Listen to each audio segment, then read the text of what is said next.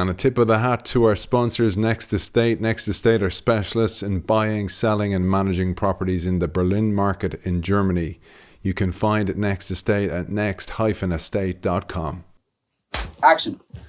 Welcome to another episode in this brilliant series to celebrate the life, work and theories of the late Clayton Christensen. We are joined today by a guest who has done immense research, not into the what, which Clay covered, and we've covered so far on this series. The what is the strategy, it's the theories, it's the how do you put disruptive technologies into place. Today we're going to cover the who. Who are those people who implement disruptive technologies? Who are the people who are brave enough to go ahead and disrupt their own businesses, sometimes cannibalize their own businesses? What are the traits and characteristics and personalities of those people? Today's book is built on the DNA of those people. It is a great pleasure, and he has flown across the pond to join us today, the author, along with Clay and along with Jeff Dyer, of The Innovator's DNA, Hal Gregersen. Welcome to the show. Thank you, Aidan. It's good to be here. It's so great to have Hal with us. He has absolutely gone above and beyond the extra mile, as I said, literally, to join us here in Dublin's St. Stephen's Green in the iconic offices. It's great to have you here, man. Thank you for the massive effort you made. It is an effort well worth making. Anything that could help support Clay's idea and honor Clay's life is worth that kind of effort. And we had a great opportunity to grab a cup of herbal tea here before and have a chat. And you let me in some beautiful stories about Clay. I thought before we go into, there's 5 major traits that you covered in this book. And I'd love you to tell us the origins of the book as well. Mm-hmm. But even before that, something you said that was so interesting about Clay, and maybe I'll use this as a way for you to tell us about your relationship with him, was his doggedness with finding the right question. And you told me about him as a student doing his MBA, about how somebody else would ask a question and he'd become curious and he'd collect the questions that he didn't think of. I thought that was a fascinating insight into the man. No, to me, it was an amazing story. So Clay and I were doing some work together around how do you ask better questions as a leader. And in the context of that, he shared this story where he's getting his MBA, I think in 1977. Imagine that first year, first semester, you're comparing yourselves to the people around you. And he's sitting there listening to folks who have read the same case studies he read, but they came up with questions or insights that he did not get at all. And so he's sitting there thinking, first, that's a good question they just asked. Or second, that's a great insight. What question were they asking to get to that insight? And so he would literally notice them, write them down. And then as he was preparing the case studies for the next day, he would remember to use those questions on the new data to figure out if he could get some new insights. And over the course of 2 years, he had a long list of questions, some of which he dropped off the list because they weren't proving valuable. But this is the way in which Clay approached most of his efforts in life. It may have looked like he was just this kind, gentle giant, but underneath that kind, gentle giantness, he was deeply disciplined about trying to figure out ways to ask the better question. And for those who had the chance to interact directly with Clay, and you sort of get a sense of this when you're reading his books, he so often posed questions other people didn't. But it didn't come like some, divine DNA gift when he was born, though there may have been a little inkling of that. But it's more, he just worked hard. He showed up day after day, for example, through that MBA program, trying to refine this questioning muscle or skill. One of the insights you let me in on was how you and Clay collaborated on this book along with Jeff Dyer. Mm-hmm. I'd love you to share that story because you had a relationship with Clay where he would ask a question you hadn't thought of and he'd send you in a different direction. Mm-hmm. And it's one of the reasons you sought him out as a collaborator on this book. Well, my background is organizational behavior, but primarily at the individual psychology level. So I'm always trying to figure out, why does Aidan do what Aidan does? What's driving Aidan to do that? And it's largely an internal story, is the way in which I'd approach the world. But with Clay, I'll never forget one day when I was taking that perspective on these innovators we were studying. And Clay looked at me and he said, look, Hal, sit in this chair just for a minute. So he put me in a chair in the middle of the room. And he's like, here's how I think about it. I never asked the question, what were they doing in order to have this consequence? He said, I asked the question, what are all the forces acting upon this person that would cause them to do whatever they just did? And in the case of managers, be it lower level manager, senior level manager, it's again, what are those forces? How do they think about them? How do they feel about them? And how do they respond to them? So instead of this inside out only viewpoint, with Clay, it was absolutely an outside in viewpoint. And part of that, I think, related to his deep generosity with everyone in the world. In other words, he would never want to corner you, Aidan. He puts you in a corner like, because Aidan did this, that thing happened. But it was more because Aidan was in these contexts or these conditions, that happened. So let's change those conditions and contexts so that Aidan or Hal is more likely to do the things we would like to have done. I'd love you to share maybe your own relationship with Clay before we dive into the conditions and the lenses and the traits of of the innovators. Maybe you'll share your own relationship with him because you had a very close relationship.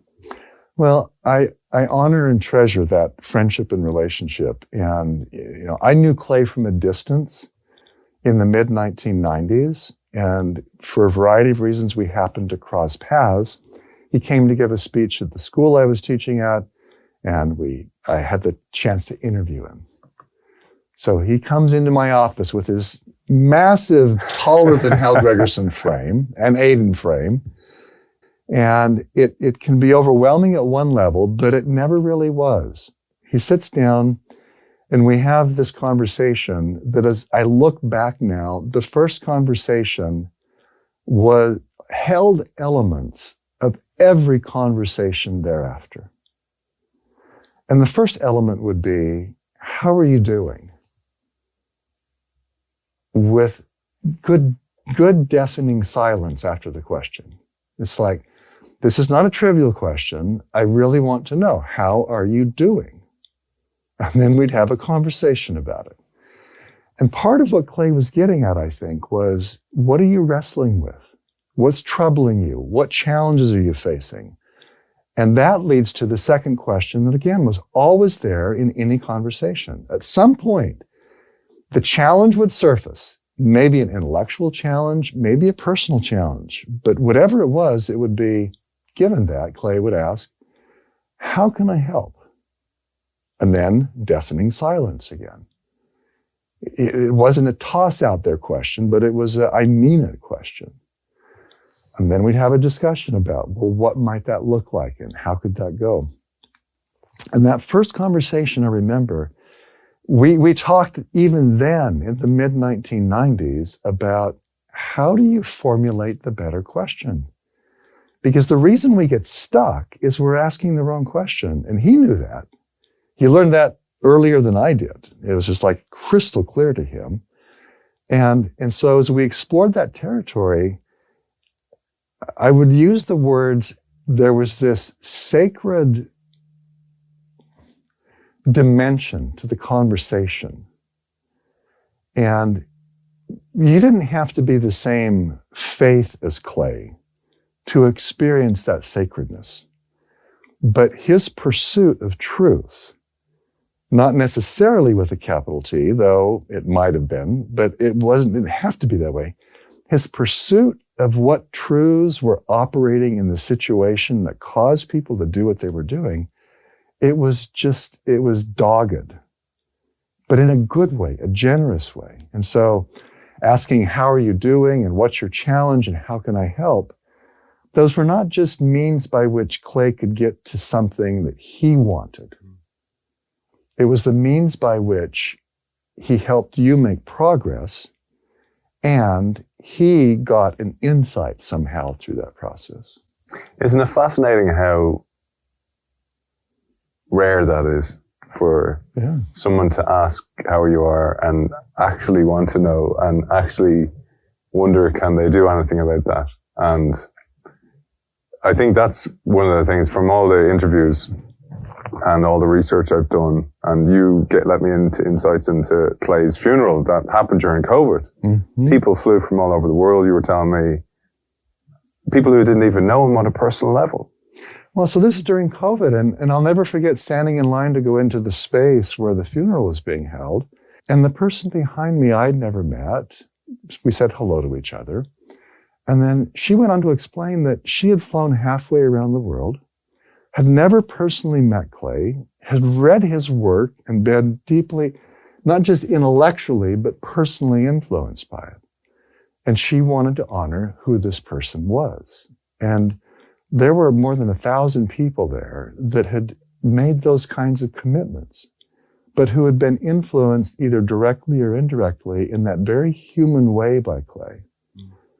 And, you mentioned, we're here in Dublin, and I just came up from London visiting with some executives at Chanel, where almost a decade ago now, Clay had done some initial work with the senior leaders of Chanel, and then they actually were curious about the Innovator's DNA work and asked me to follow on with Clay's Innovator's Dilemma work. Well, I met one of these leaders yesterday at the Chanel offices who had met Clay in that original set of conversations he had had with them. And the word she kept using over and over was generous, generous, generous, humble, humble, humble. He had every reason to not be generous. He had every reason to not be humble. But every engagement with the world for Clay was, I think, a search for some new piece of truth. And so when he'd come into that space, either in a company level or an individual level, it's like, what's working? What's not working? Which sound like simple questions, but to get to honest answers, very difficult. And so Clay's got this matrix in his head of what's working, what's not working, why, what's going on underneath it, how can we figure this out? But that's just how he did it. And so even 10 years later, her reflections on Clay were just richly filled, not just with intellectual insight, which he delivered by the dozens of insights, but it was with this sense of the human beingness of Clay that went with those insights, that made the insights longer lasting, more impactful, and I think deeper in terms of their import. It's interesting that we talk about psychological safety, for example, in organizations, and how you have to have the right conditions for creativity to happen. And I often thought, from my experience of interviewing for Clay, is that I imagined what it would have been like to either been an executive in an organization, in one of his workshops or in his course in Harvard. And when you create the right environment, and I mean beyond the knowing it's okay to psychologically safe to ask a dumb question, but actually the energetic feel of it, that it's actually, I'm in alpha wave brain state. Yeah. And Clay invited that. Now, we've both been at university. We've both been with professors teaching in classes. And frankly, most professors I had did not want us to challenge their theories. They did not want us to ask tough questions for which they would have to say, well, I actually don't know. But Clay would actively invite that. And again, literally, just yesterday with these executives at Chanel, another one had been in his MBA class, had been a student of his. And she was like, that's one of the things I remember about Clay was, unlike so many other professors, he really listened. And he really wanted you to challenge his ideas. He really did. And when you operate in the world that way, you create conversations that you otherwise would never have. We had Paul Carlisle, a friend of yours, on the show recently, and we were talking about theory building and how Clay actually built his theories and how you cycle up and down to seek anomalies. And I thought about how, because actually your book, The Innovator's DNA, made me think about that, the importance of somebody asking the question, like you said about the story about Clay writing down the questions that he hadn't thought of. It exposed the idea of neurodiversity and the value of really what diversity is really about in an organization. It's about those people with different backgrounds, different education systems, and different viewpoints, different lenses. And the question they'll ask, could you go, I never thought of that. And why would you? Because they're a different person with different experiences. And I thought it would be a nice segue. And I'm going to show on the screen the figure of the book about the 5 skills and how they come together. But I want to just caveat that they have changed in Hal's world when you lecture on this, that questions actually come first. And we're going to cover in the future. Hal's kindly agreed to cover questions out of the answer, which is his brilliant book as well that I'll show on the screen. And you've reversed the model in some way. So maybe we'll talk to that model. For me, I teach to learn and I learn to teach. And so it's this symbiotic relationship. And so, you develop a figure for a book in the Innovator's DNA about these 5 discovery skills that we discovered having interviewed 50 of some of the world's best disruptive innovators. Today in 2023, it's hard for us to remember that Nicholas Zenstrom inventing Skype did it in a time when long distance calls actually weren't free. You paid by the minute kind of a thing. Novel idea. But when you interview those sorts of folks, you realize they're actually using very specific skills.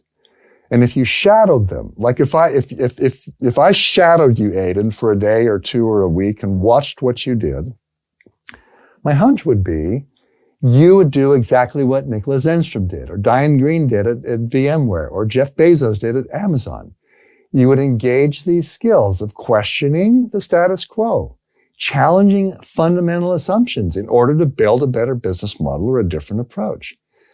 I would be able to see you out there actively observing and watching people, process, product use, customer journeys, fill in the blank, but it'd be actively watching to get surprised. I would see you going out of your way to network, not just for your career or for progression, but it's like, I'm networking, I'm talking with you to get a spark of a new idea, a new angle. Again, an element of surprise. Or I am experimenting and just trying stuff, small, fast, cheap, over and over, to get some data point that signals here might be a better way. And so those observing, networking, and experimenting skills, they're attempts to get surprised by the world. And if we think of our everyday engagement with the world as a leader or a manager or a technical professional, if we're never getting surprised, we are not using those skills. That's what it comes down to. Yeah, and that's anomalies. And they're anomalies surfacing. Exactly. It's like we are going, in Clay's words, he put it, actively seeking passive data. I love those 4 words. Instead of passively getting secondary data from some other source, direct reports, information systems, IT systems and so on, it's taking the reverse of that, actively seeking passive data by creating the conditions where I can see anomalies, experience anomalies. Well, how do you do that? You actually make observations other people don't make. You talk to people other people don't talk to. You experiment and try things other people aren't doing. And that's how you get to the anomaly. And so the starting point here is I have some questions about the world. I'm trying to figure something out. And so at one level, we have these linear charts like we have in the Innovators DNA book. The way in which I teach this now is you start with a question, it moves to got the question, get out there and observe, network, and experiment. And as you do that, you'll end up with an associational thought, meaning you'll connect the unconnected, you'll combine things that were never combined. It'll be novel and new and valuable. That feels linear, and it looks linear, and it makes it easy to teach. The reality is, questions of themselves do not deliver valuable new associational thoughts or answers. There's no direct relationship. So all I do is ask questions. I'm just annoying. It's like, how do you think I feel? So for me, it's like, don't be annoying, be responsible. To actively seek passive data by using these other discovery skills, being in those conditions where we get anomalies surfacing to where we can actually get those connections, those associations other people don't get. Beautifully articulated, man. I love it.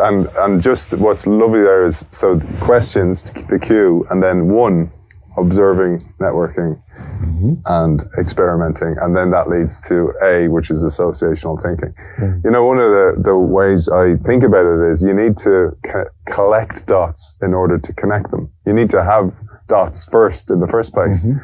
And one of the big challenges for organizations, leaders in organizations, is they're measured on EQ as execution quotient, not emotional quotient. And rather, sometimes they're actively punished for DQ, discovery quotient. That's a huge problem, because I often think about this image of, I work for an organization, I walk into the CEO's office, CEO's got their feet up on a stool, she's looking out the window, and I go, oh, it's well for you. The rest of us are off working there. That would be the reaction from people if they saw that happening. But the CEO should actually do that on a regular basis. Not just the CEO. Many execs in an organization should take the time for ideas to associate, to marinate in their brain. But and also they need to collect them. Like, the other thing is, you see somebody in an organization reading a paper, or, like, God forbid, read a book on company dime. But they should be. I just think that learning element in organizations should be part of your daily grind. If you want it should be a joy, but not having to sneak it in, or not having to do it in your own time when you should be at home with your family or whatever you're doing. No, I would agree with you. So when I am working with companies, the first question I will ask them is, tell me how your CEO finds and solves problems or challenges. Just describe their process to me. How do they go about doing it?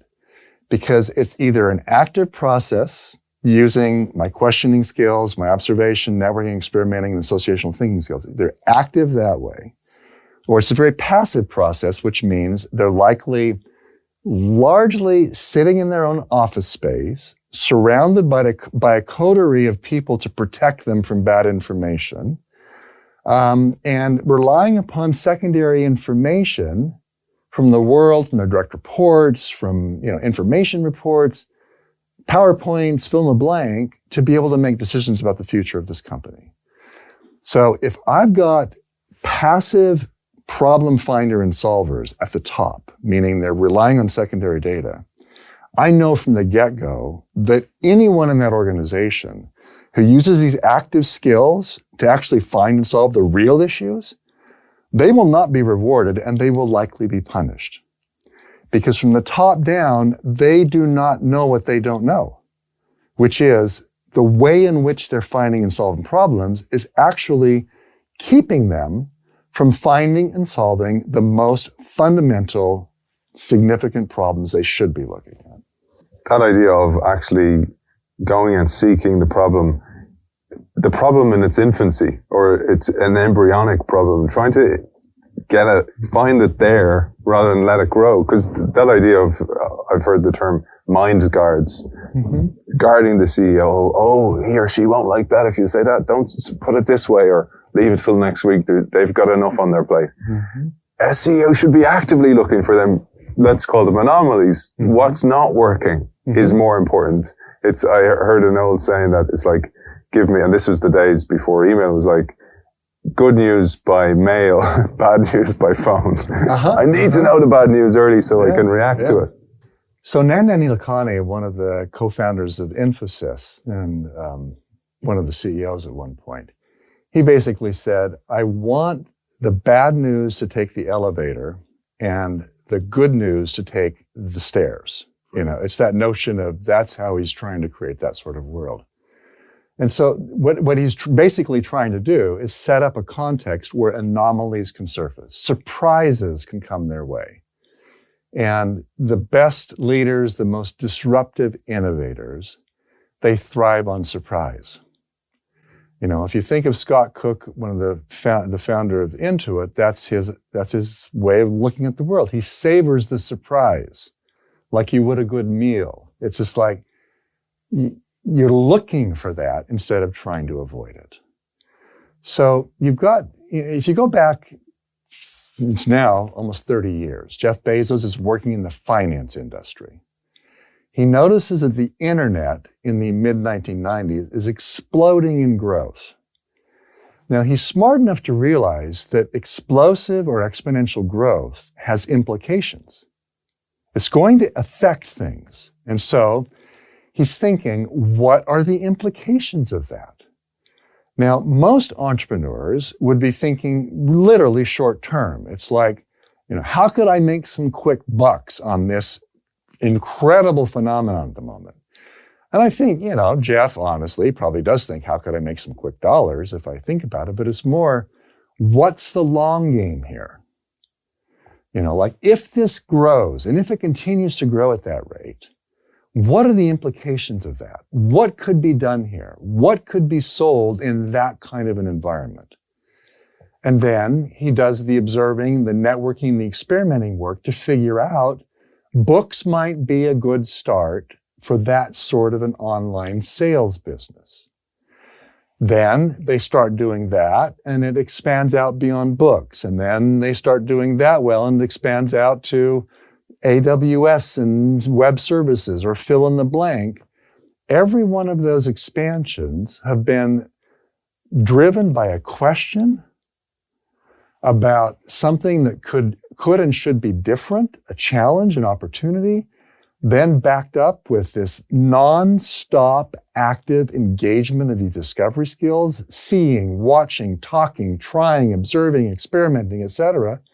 And then in the spirit of what you mentioned a few minutes ago, creating the space and time when you get that data that's anomaly and surprising to stop, step back, let it settle in. What does that mean now and in the future?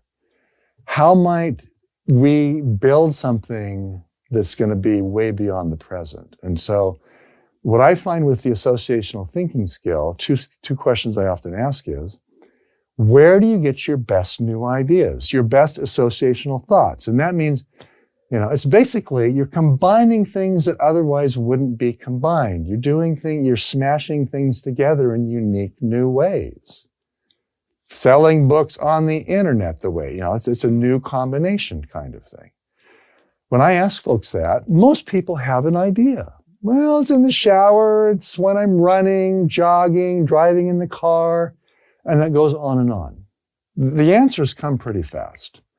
And then my question becomes, well, if you want to get more new ideas that are valuable, what should you do? It's like, duh, take more showers. Fill in the blank. And they kind of get that. And then it's like, I'll ask, well, what about your team? Where does your team get its best new ideas? With that question, it's usually a pregnant pause. It's quiet. Because most people don't do it.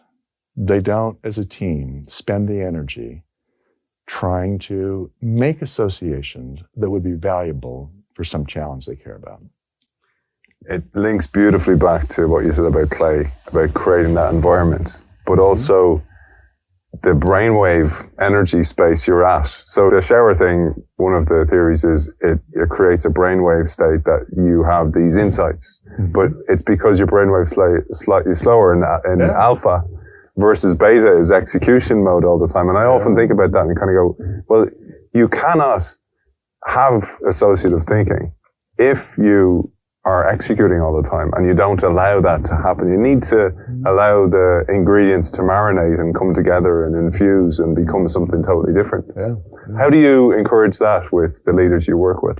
Well, what's really interesting is, so we wrote the Innovator's DNA before I joined MIT. And when I went to MIT in 2014, I looked around quickly and realized this place actually operates like these most innovative companies in the world that we've been studying for the last 10 years.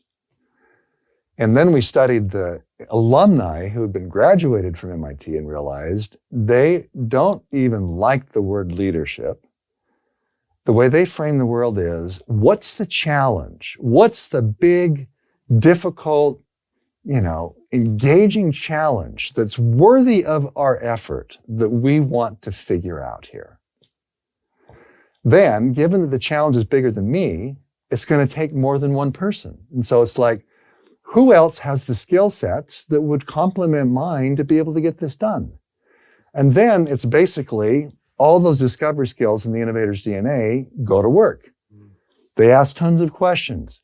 They're deeply analytical. Where's the data? It's not just data, numerical data, but where's the data? Observe, get data. Network, get data. Experiment, get data. What is the data telling us? Then stop. What are the connections across these things? And so you've got some of the faculty, for example, at MIT who study literally fish in order to make better armor or fill in the blank. It's that kind of associational thinking. But what we call it at MIT is challenge-driven or problem-led leadership. And so if I were to say, what's the starting point for being a disruptive innovator in the spirit of the innovator's DNA? It's like, starting point is, what's your challenge? And so that's again, if I were engaging with you as an organization, for me, it's like, what's the biggest challenge your CEO cares about? How do they actually go about solving it? And those things tell me everything about the innovative state of that organization. If the challenge the CEO cares about has a relatively short time horizon of 2 to 3 years, I know they will never make it on that innovative companies list. Because, if you go into, again, I don't want to overuse Amazon, but they know substantive projects with big impacts will take 6 to 8 years to happen. So that's the thing, is like, we've got big challenges here. We start at the top. We have a longer time horizon for some of those challenges, and we use these active discovery skills to do something about them. So then it becomes, okay, if I'm in your organization, is it clear to the rest of the people what your senior leadership's challenges are? And often they're not clear because they don't even know what they are.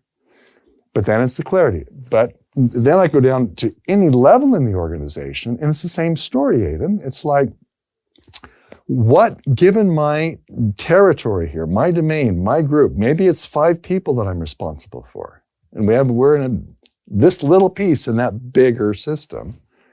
What is our biggest challenge that we all care about? And if we can't find one, we're not showing up with these discovery skills at work. No challenge, these skills will never get used.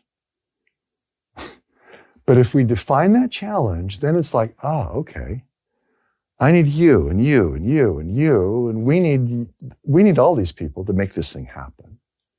And then we're going to use these skills. So it's like the starting point for this is, what's my challenge? What's our challenge? Is it clear to us? Is it clear to our peers across the organization? Is it clear to our customers, our suppliers, our managers, our direct reports? And if there's lack of clarity about challenges, those discovery skills in the innovator's DNA will not get used. If we're not challenge-driven, we are not innovation-driven. The thing I got from that was that the challenge or the question that you agree upon, so your team, you might brainstorm, what's our question? Yeah. Becomes the common, not only the common language, but the North Star towards what we're working at. So it literally gets people onto the same page, working together. And it kind of exposes then the necessity for other skills, like it needs vulnerability from a senior team to actually say, this is what I'm wrestling with. Or a startup. This is a lot of startup leaders or founders try to hide the bad news from the rest of the team that I don't want to worry them. But if you engage them, kind of go, you guys are part of the solution. I need you to work with me. It becomes a really important thing. And then that leads to what you were saying about, do they know, as the elevator, to use that one, goes down the organization, do people know what the challenges are? And they should know. Yes, you don't want people who are in execution mode in a manufacturing plant to be worrying about the challenges. But people who are in more cognitive roles, if you want to call them that, they need to know that. And then you need storytelling throughout the organization, which is a part of your skill set. Well, I would make one exception to what you just said, is that even though these discovery skills are often associated with, innovations that make big impacts, if I'm working in that manufacturing environment, trying to make sure that the widgets come out well for the customer, there are always challenges even in the manufacturing environment, right? It's like things don't work according to plan. Plans just don't think, they don't work. And so it's like, okay, if I'm your supervisor on that production line, and if I never use these discovery skills of asking a question about your world, observing and watching how you do your work, talking to other people about your challenge so I can help you make progress on it, supporting you in making that experimentation to move your challenge forward, and taking the time to make associations and connections that could help us get a totally new angle on this, those widgets over time will become irrelevant. Or the process we're engaged in will go off the rails. And so these skills actually have deep relevance to our everyday work as leaders.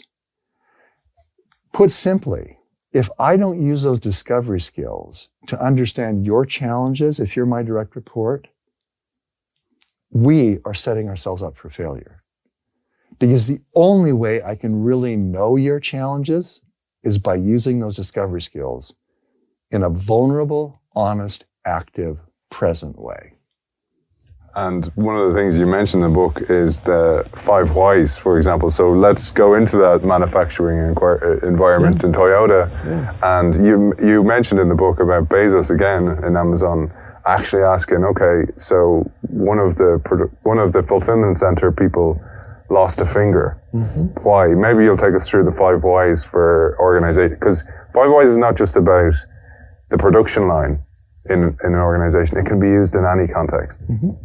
Well, at Intuit, they are very innovative. They've been on the most innovative companies list. Scott Cook was one of the innovators. Founding innovators that we interviewed for the Innovators DNA.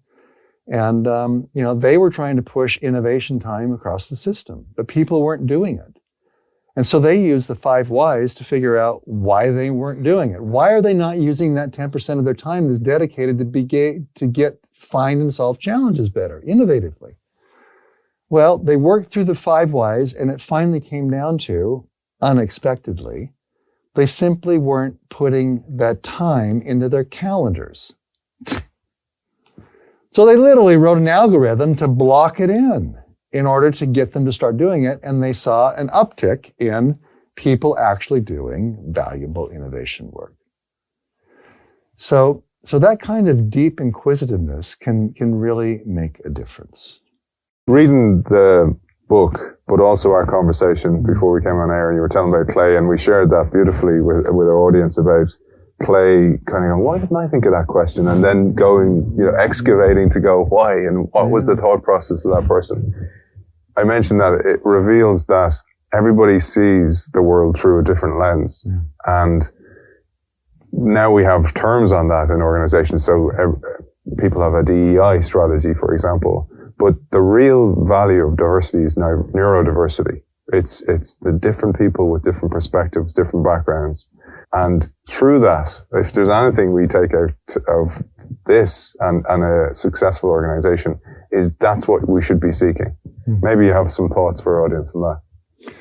Well, the first thing would be innovation is a team sport. I may have mentioned Jeff Bezos as getting the idea for Amazon, but he didn't do it alone. And from idea, getting a spark of an idea even, to making it happen is multiple people with multiple skills being able to pull that off. So the very front end of me trying to get an idea that's going to be valuable, a new product, a new service, a new process, whatever. The very front end of that is a heavy reliance on these discovery skills. And so imagine filling out a survey. We took these interviews that led to these 5 skills, then created a survey assessment. We've collected 20,000 plus data points around the world now. We know that basically if we use these skills, we will statistically have a higher probability of getting valuable new product, process, service, business model, new business ideas that are valuable, period. And so it's not that, and we know that using these skills is not primarily in a genetic inheritance. It's a choice. It's a daily choice about how we find and solve problems. So if we use these, we could actually find and solve problems moving forward. That's the first part. The second part becomes, as we're discovering those new ideas, think of these kind of assessment questions like, I regularly ask questions that challenge the status quo. I regularly get out and observe customers using our products and services, just watching them.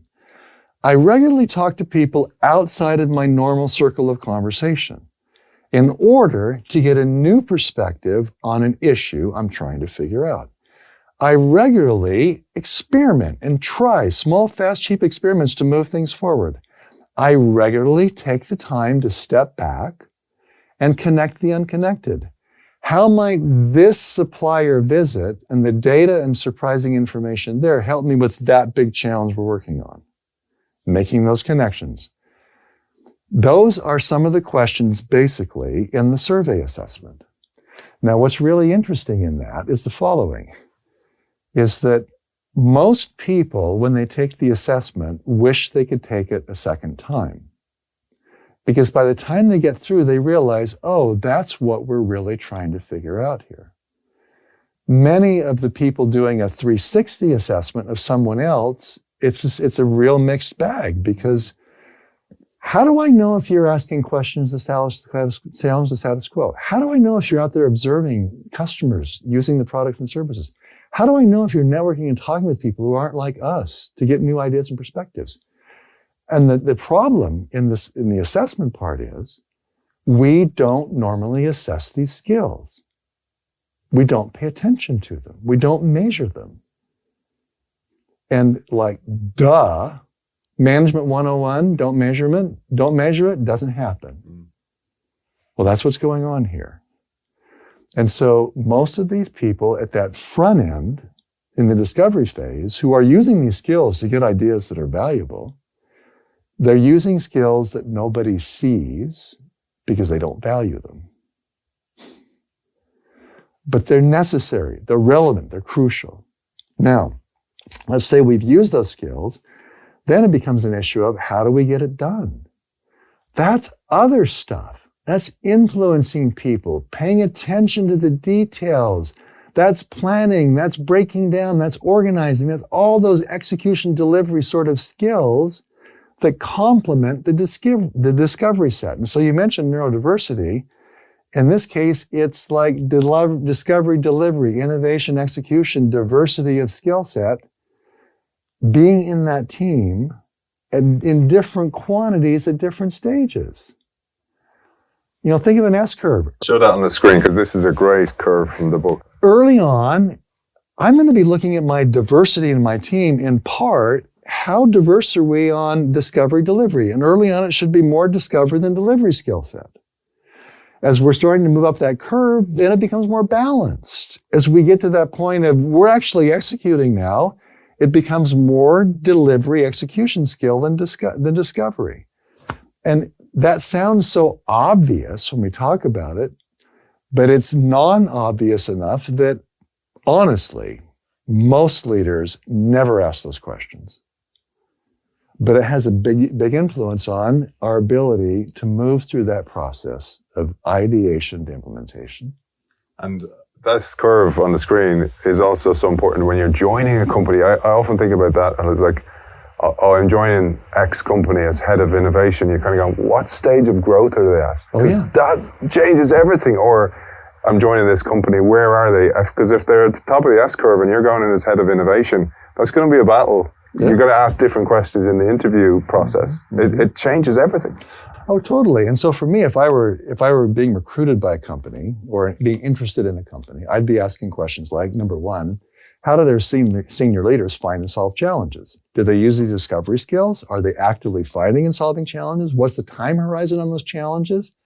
Is it just short term or is it long term? So that's sort of the starting point on that. So part of it's around that how do they find and solve challenges? The other part becomes, what kind of leader do you want to be when you grow up? And the reason I ask that question is the following. So when I teach, in longer term degreed programs where I'm with students for a longer period of time, and sometimes even in short 2-day sort of executive education programs, when I'm teaching this Innovator's DNA work, inevitably it kind of hits that point of where people realize, oh man, if I do what you're asking me to do, I don't think the place is going to reward that. In fact, I might get punished for it. And in fact, this is going to be a really hard, long slog. And I'm not sure I want to do that because I only have so much time in the day. And boy, this is going to take a different way of approaching my work. And in their mind, dangerous way. So that's the point in which I say, okay, let's pretend you don't. Let's fast forward 5 or 10 years. What kind of leader will you be when you grow up? And if the answer to that question is like, you want to be like the existing leaders in the organization you're part of, or you're thinking of joining, cool. But if there's some incongruence there, like, actually, I don't want to be like them 5 or 10 years from now, then it is now decision time. Because either in this organization you're a part of, or switching to a different organization, you are going to have to learn these skills. And by doing that, you will become different.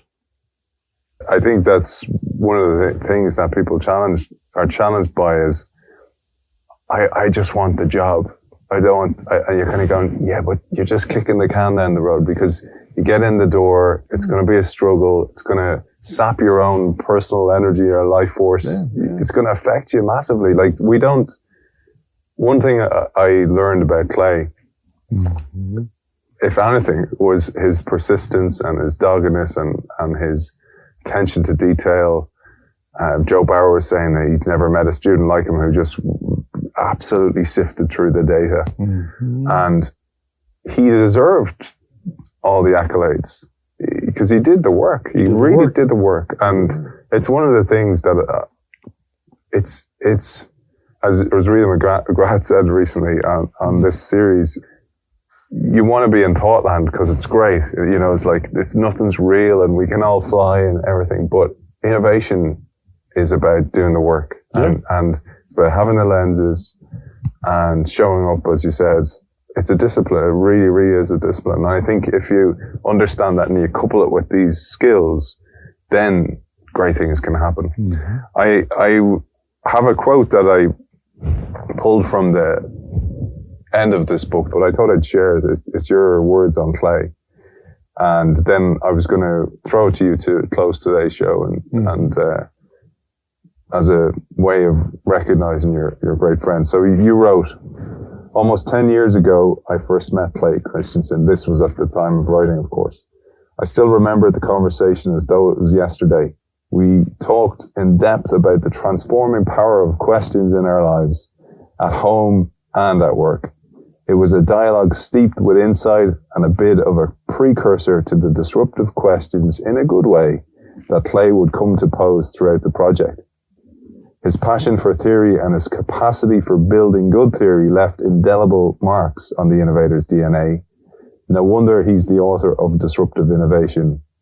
Most of all, I express gratitude to Clay that during his own physical challenges, he still found the time to supply energy, giving support and insight into my own family's ups and downs.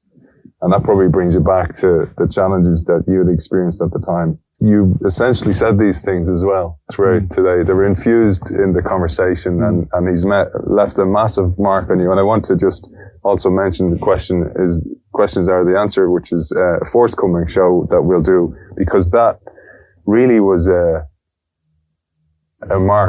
question mark he left in your life. So how about you to close today's show?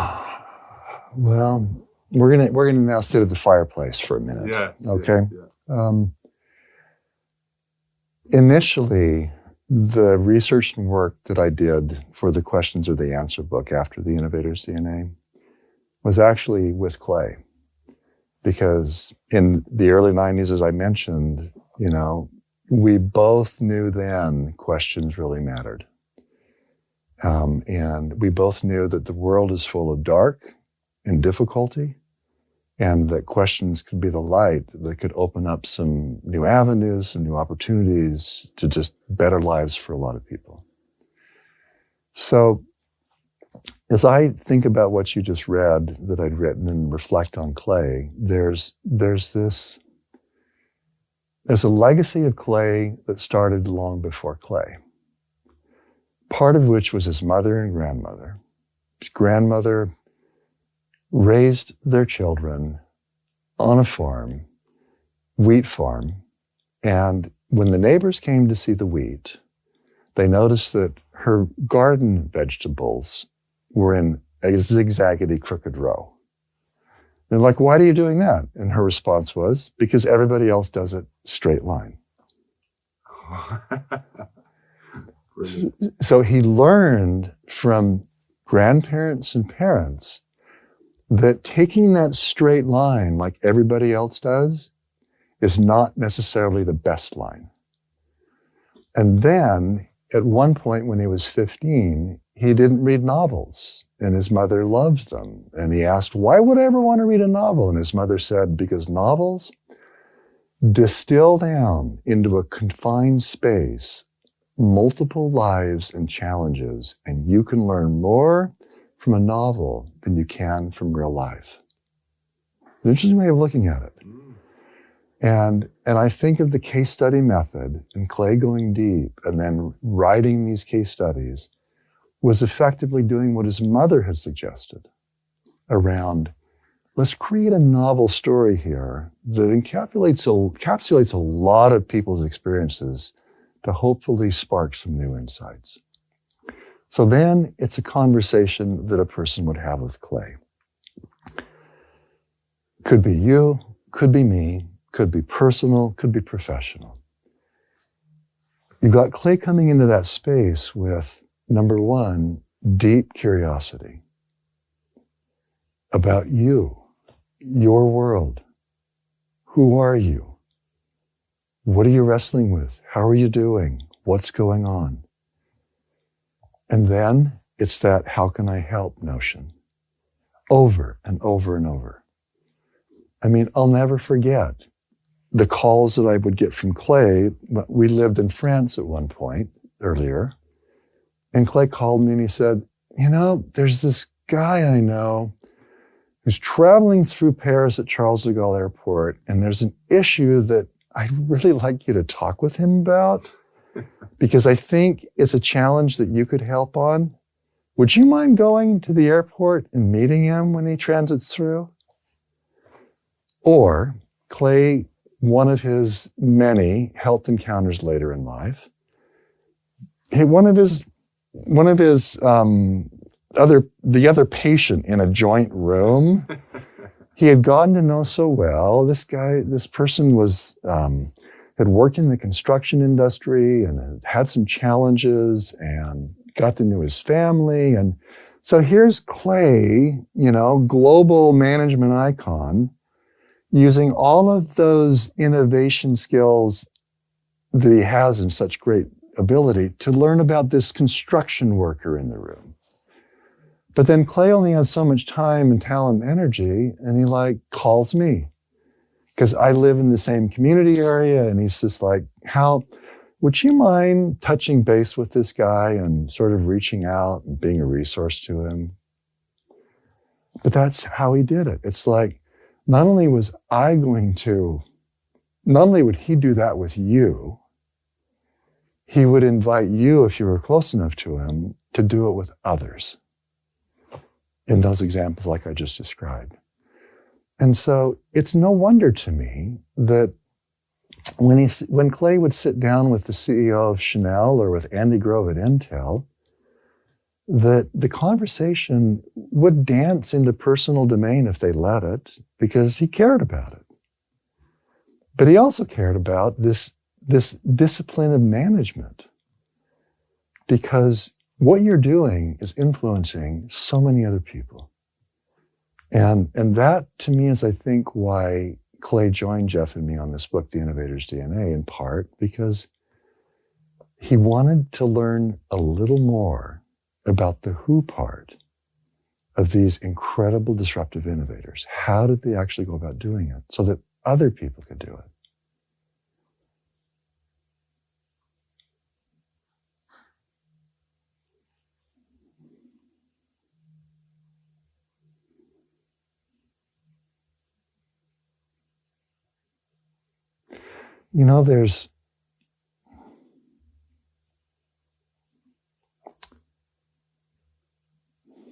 When you think of his book, How Do You Measure Your Life? Clay knew from his own life experience that little things done well over a long period of time would compound, they would aggregate into something beautiful and spectacular. And I think what he was doing as he maneuvered through life, no matter whom it was with, he was trying to figure out what might the little things be in your world that, if you attended to them better, could compound into something powerful and beautiful and magnificent. And he had that sense of companies being able to move into that space, but even more importantly, individuals.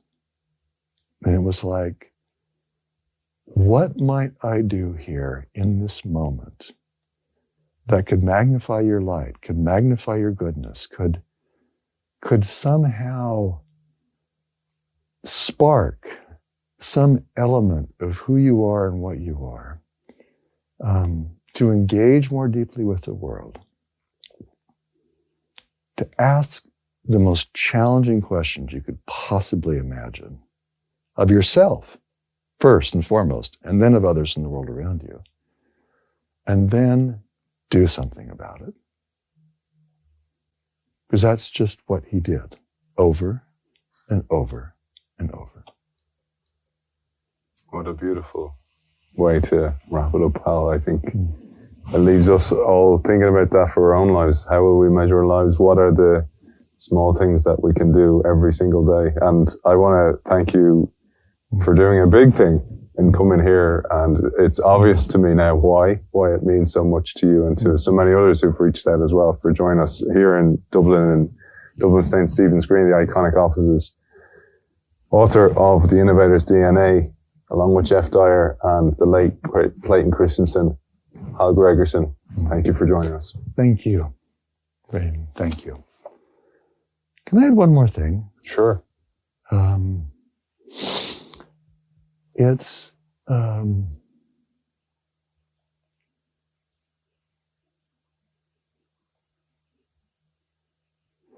when we were talking out before, you mentioned something about, it was something to the effect of Clay either somebody before had mentioned or Clay had said, like, what is his interview with his maker going to be like? What was that comment? So with Michael Horn, Horn, we talked about this, and Clay was worried about his final interview with the big man, upstairs, and what that would be like. And he in some ways, me and Michael were saying, "You're good, buddy. You're good. You're good." And I was saying, St. Peter at the gate would be like, "Hey, tall guy, Christensen, you're good. Top of the queue." Mm-hmm, mm-hmm. Okay. So, because I've been thinking about that, the story that you've told me, and you've reiterated it here. He and I hold a common faith, and what I'm going to say doesn't require that, because we were talking about Jesus Christ and how inquisitive he was. And whether you may not have heard, but there's this group that has created this incredible video series called The Chosen about the life of Jesus Christ. And they've done a good job of historically making it accurate. And what I realized in watching that is that making, for those who would believe Jesus Christ to be only a God, making that person human in everyday life, like realizing that this person, even if you don't believe in his deity, he also got very tired and he had to rejuvenate. And there were things that it just made it very, very real. Well, one of those real things about Jesus Christ is in the recorded statements, which whether you believe they're true or not, the recorded statements are about 1 out of 9 statements were questions. And if you read those questions, they're really tough questions. They're simple, they're short, they're tough. Like, who do you think I am? It's an interesting question. It's like me asking you, Aidan, who do you think I am? Because your answer to that would tell me a lot about me and you. It's not focused on that specific sort of moment, but what I'm getting at here is that I think Clay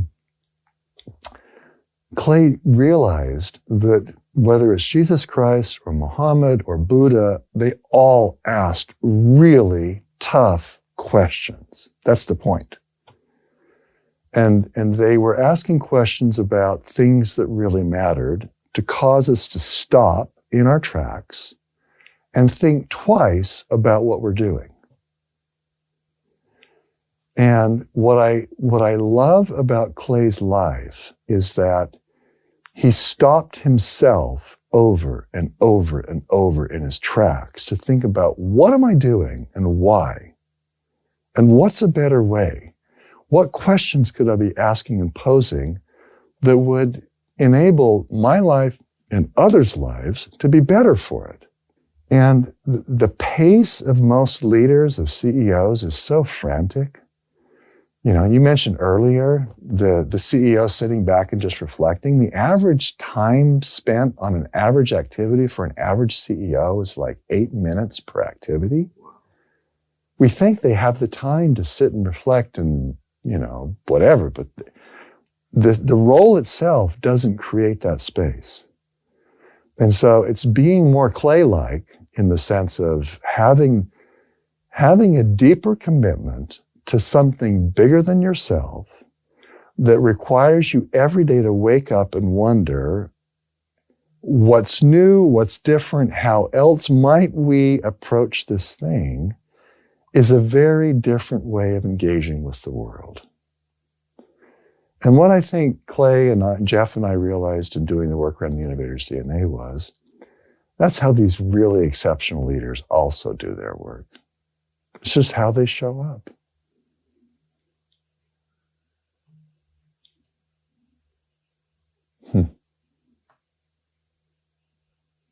I wonder sometimes, and I can respect Clay's humble hesitancy about meeting his maker and wondering what those final questions are. I can understand that.